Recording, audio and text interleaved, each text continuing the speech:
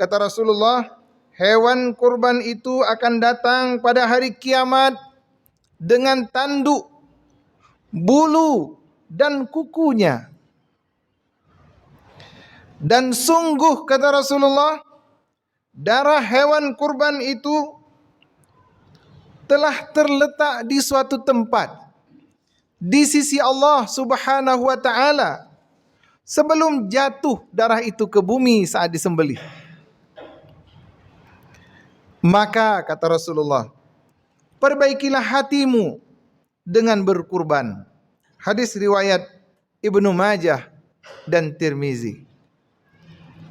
Ini inti hadirin yang berbahagia, yang sangat penting kita fahami apa itu ibadah kurban, kenapa kita berkurban. Ternyata ibadah kurban ini bukan ibadah sembarangan.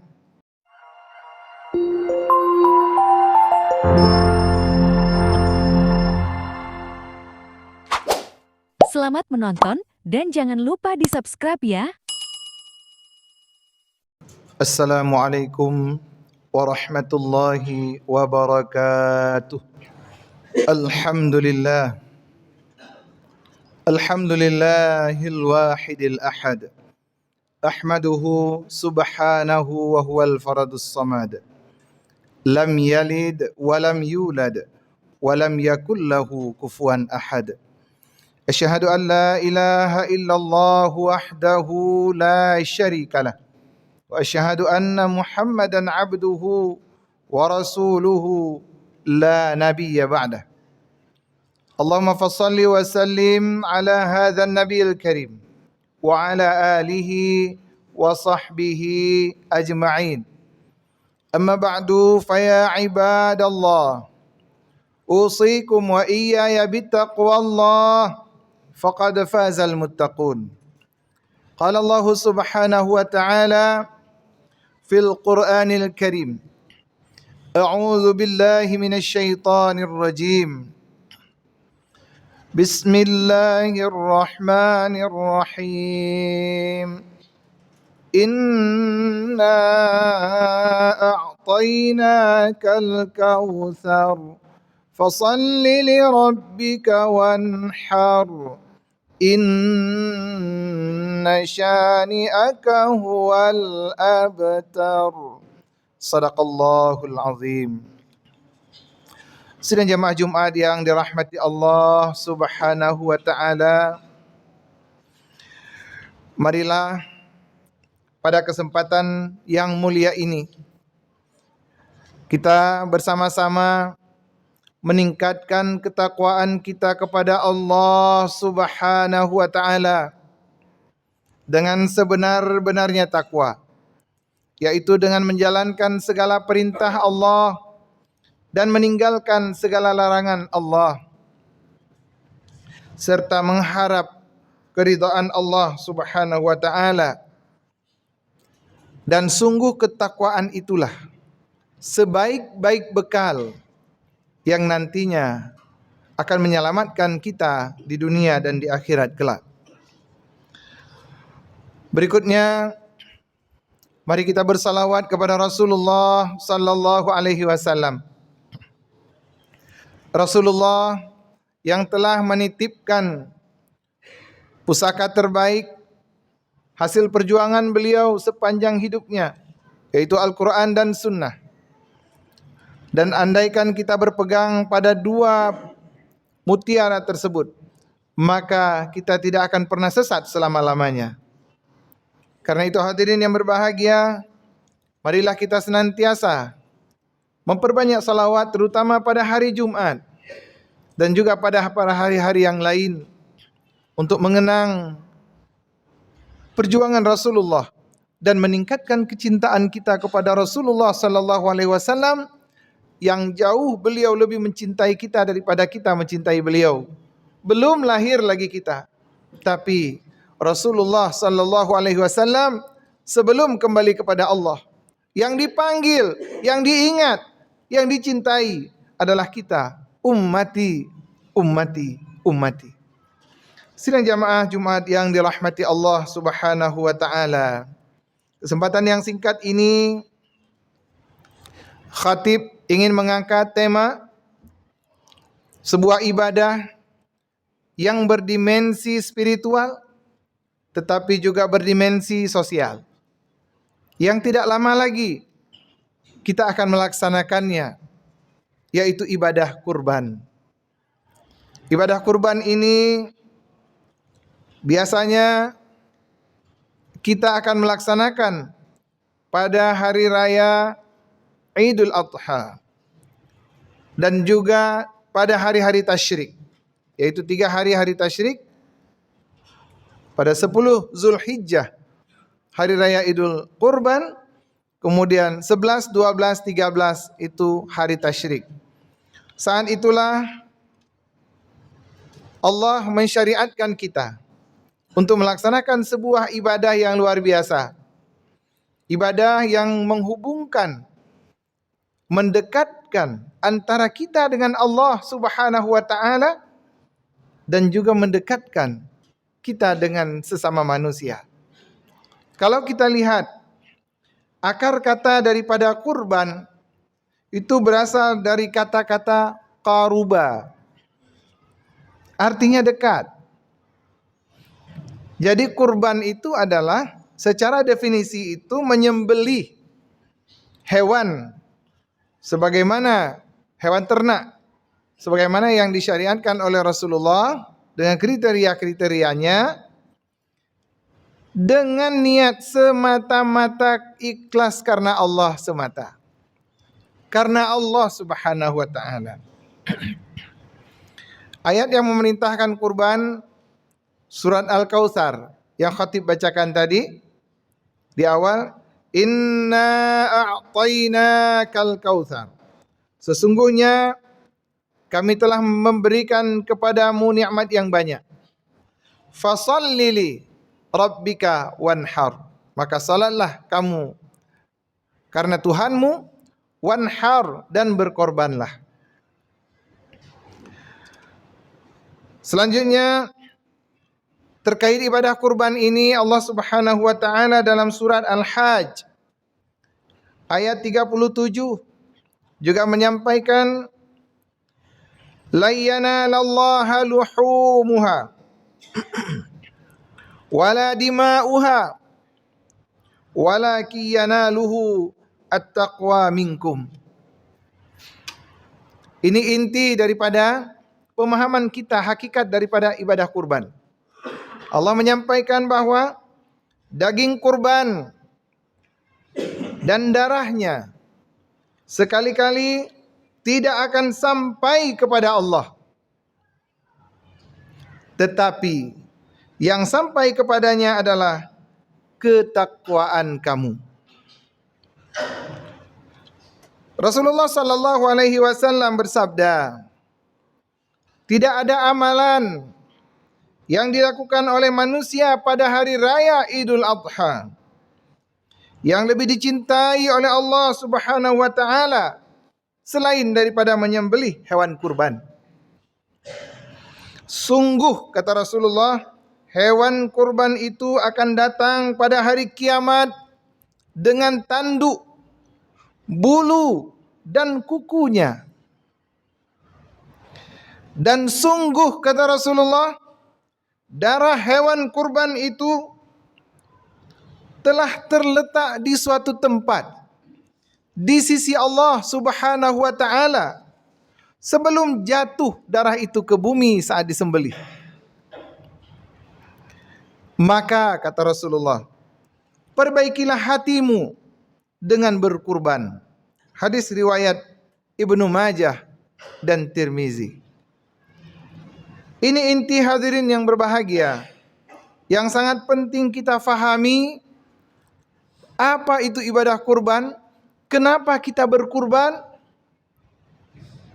Ternyata ibadah kurban ini bukan ibadah sembarangan, tetapi ibadah yang memiliki dimensi kedekatan, mendekatkan diri kita kepada Allah Subhanahu wa taala dengan sedekat-dekatnya, dan juga mendekatkan kita kepada sesama manusia.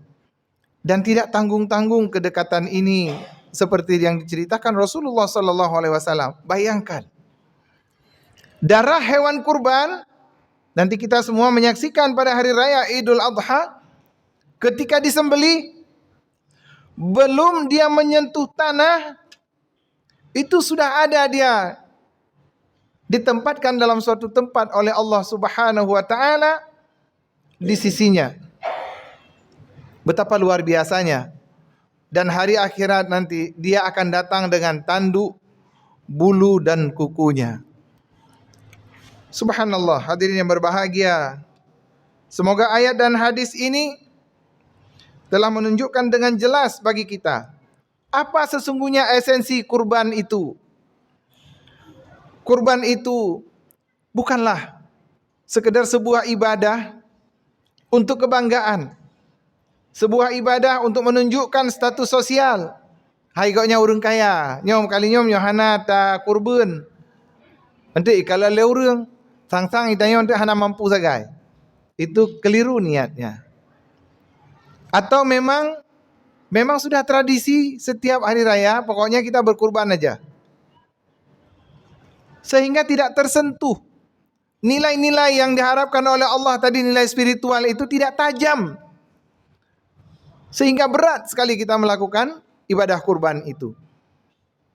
Kalau hanya sekedar selfie-selfie, foto-foto dan dipajang kemudian diupload tanpa nilai, maka kita tidak akan mendapatkan apapun. Tidak akan sampai kepada Allah Subhanahu wa taala kalau tidak dibarengi dengan keikhlasan penuh. Jadi Ustaz enggak boleh foto, enggak boleh upload. Boleh, bukan tidak boleh. Karena urusan keikhlasan itu adalah urusan hati kita kepada Allah Subhanahu wa taala. Urusan hati hanya Allah yang bisa menilai. Silahkan fotonya diupload, tetapi keikhlasannya sama sekali tidak turun, tidak luntur. Karena itu yang menilai, yang maha tahu. Allazi tuwaswisu bihi nafsu. Yang menilai itu yang mengetahui apa yang dibisikkan oleh hati kita. Karena itu perlu kita memurnikan. Perlu kita memurnikan ibadah kita ini. Sebagaimana firman Allah Subhanahu wa taala, "Wama umiru illa liya'budullah mukhlishina lahuddin." Apa kata Allah? Padahal mereka tidak disuruh kecuali supaya menyembah Allah dengan memurnikan ketaatan kepadanya dalam menjalankan agama dengan lurus. Jadi kita enggak disuruh lain sebenarnya. Jadi kita diperintah adalah untuk beribadah kepada Allah Subhanahu wa taala dengan lurus, dengan ikhlas, mukhlishina lahuddin, dengan penuh keikhlasan. Karena itulah yang akan mengantarkan begitu cepat pahala dari ibadah-ibadah kita untuk sampai kepada Allah Subhanahu wa taala. Sidang jamaah yang dirahmati Allah Subhanahu wa taala. Bercerita kurban, tentu fikiran kita tidak lepas dari sebuah cerita atau kisah yang sangat mengharukan. Teladan kita Nabiullah Ibrahim alaihissalam. Dari sinilah berawal sebuah ibadah yang kita lakukan rutin setiap tahun ini. Bagaimana kita lihat kisah Nabi Ibrahim yang beliau tidak punya keturunan, yang beliau menunggu kelahiran anak bertahun-tahun. Kemudian lahir seorang anak. Ketika sudah sampai usia anak itu, pada masa beliau sudah bisa saling bekerja sama dengan Nabi Ibrahim. Sedang senang-senangnya Nabi Ibrahim bermain dengannya. Lalu apa yang terjadi? Pada suatu malam Rasul Ibrahim alaihissalam diperintahkan Allah Subhanahu wa taala di dalam mimpi beliau. Beliau bermimpi, mimpi ini saking hebatnya diabadikan Allah Subhanahu wa taala di dalam Al-Qur'an. Dalam surah As-Saffat ayat 102, kita lihat betapa indahnya Nabi Ibrahim alaihissalam menyampaikan mimpinya kepada anandanya. Falamma balagha ma'ahu as-sa'ya. Maka ketika anak itu sampai umur apa? Sanggup berusaha bersamanya. Artinya umur di mana Nabi Ibrahim dan Nabi Ismail sedang senang-senangnya bermain, melakukan sesuatu bisa bersama. Lalu Nabi Ibrahim berkata, qala ya bunayya, wahai anakku, inni ara fil manam, aku melihat di dalam mimpiku, azbahuka, aku menyembelihmu, fanzur madza tara, wahai anakku, bagaimana pendapatmu dengan mimpiku ini? Apa jawab Ismail alaihissalam? Qala, Ismail menjawab, ya abati fa'al, wahai abati, ayahku, laksanakanlah, if'al, laksanakanlah, ma tu'mar, apa yang diperintahkan oleh Allah Subhanahu wa taala itu. Satajiduni insyaallahu minas sabirin. Ini yang luar biasa dialog ini, hadirin yang berbahagia. Kenapa diabadikan dalam Al-Quran? Tidak akan ada dialog ini lagi di muka bumi yang seperti ini, hadirin. Seorang ayah menanyakan kepada anaknya, wahai anakku, aku semalam bermimpi bahwa aku menyembelihmu. Dan itu pertanda bahwa Allah memerintahkan untuk menyembelih Nabi Ismail alaihissalam. Lalu Nabi Ibrahim bertanya, fanzur madza tara, bagaimana pendapatmu wahai anakku, kekasihku, buah hatiku? Yang mencengangkan adalah Nabi Ismail kecil menjawab, qala abati if'al, abati, qala ya abati if'al, wahai abiku, abatiku, if'al, laksanakanlah. Dan yang ma tu'mar, ya, satajiduni insyaallahu minas sabirin. Yang menarik adalah engkau akan mendapatkanku termasuk golongan orang-orang yang sabar. Gambaran ini digambarkan Al-Quran, tetapi cerita panjangnya tentu ada dalam sirah, dalam kisah. Bagaimana digambarkan Nabi Ismail dilentangkan oleh Nabi Ibrahim, lalu disembelih. Tekad menyembelih sudah penuh. Kenapa beliau melakukan itu? Padahal itu sangat berat bagi beliau. Tetapi itulah yang namanya keikhlasan semata-mata karena Allah Subhanahu wa taala. Dan kemudian seketika Allah Subhanahu wa taala menggantikan Nabi Ismail ini dengan seekor kibas. Itulah sebabnya hari ini syariat ini berubah dari menyembelih anak menjadi menyembelih seekor kibas. Bisa dibayangkan, andaikan kita diperintahkan menyembelihkan anak, tentu kita tidak akan sanggup melaksanakannya, hadirin yang berbahagia. Selain itu, hadirin yang berbahagia, yang perlu kita perhatikan bahwa ibadah kurban ini memiliki dimensi sosial, dimensi pengorbanan untuk sesama di antara kita. Sehingga diharapkan dengan adanya latihan ibadah kurban ini, munculnya keikhlasan dalam berbuat semata karena Allah ini, bukan hanya di dalam menyembelih pada hari-hari raya kurban dan juga pada hari-hari tasyrik, tetapi diharapkan juga muncul semangat dan jiwa pengorbanan di dalam jiwa kita. Muncul keikhlasan di dalam jiwa kita, di dalam melaksanakan pengabdian, baik itu kepada diri kita sendiri, kepada keluarga kita sendiri, dan juga kepada masyarakat. Ketika kepada keluarga kita menanamkan keikhlasan, pengorbanan untuk kebahagiaan dan kemajuan keluarga kita dengan sepenuh hati. Begitu juga ketika kita memberikan pengabdian, memberikan pengorbanan kepada masyarakat kita, juga kita bisa memberikan yang terbaik dengan penuh keikhlasan kepada Allah Subhanahu wa taala, Karena keikhlasan inilah yang akan menyampaikan pahala dari apapun pengabdian yang kita berikan kepada Allah Subhanahu wa taala. Semoga khutbah singkat ini memberikan pelajaran yang baik bagi khatib yang menyampaikan, juga memunculkan semangat untuk berkurban kepada seluruh hadirin yang hadir di dalam masjid ini.